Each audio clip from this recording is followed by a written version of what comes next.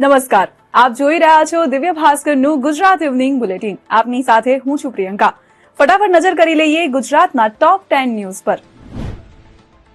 વડોદરામાં ભારે વરસાદ બાદ આવેલા પૂરને લઈને મુખ્યમંત્રી રાહત નિધિમાંથી સહાય પેકેજની જાહેરાત કરાઈ છે.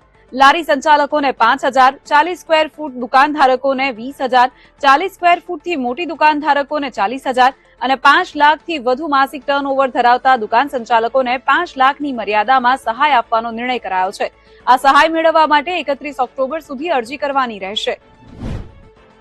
વડોદરામાં આજે કોંગ્રેસે જનાક્રોશ રેલી યોજી. સ્ટેન્ડિંગ કમિટીના ચેરમેન ડોક્ટર શીતલ મિસ્ત્રીએ લોકોને ટ્યુબ, તરાપા અને દોરડા હાથ વગા રાખવાને લઈને આપેલા નિવેદનના વિરોધમાં આજે કોંગ્રેસે રેલી કાઢી, જ્યાં કાર્યકર્તાઓ બોટ અને ટ્યુબ લઈને રેલીમાં પહોંચ્યા હતા.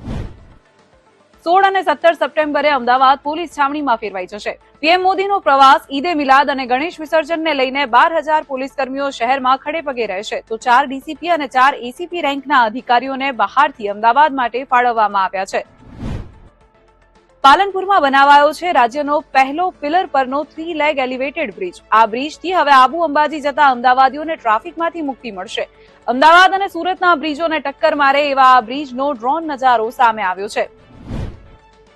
અંબાજીમાં આજથી ભાદરવી પૂનમના મેળાનો શુભારંભ કરવામાં આવ્યો છે. જિલ્લા કલેક્ટર, એસપી અને મંદિર ટ્રસ્ટના આખો વિડીયો જોવા માટે ડાઉનલોડ કરો દિવ્ય ભાસ્કર એપ.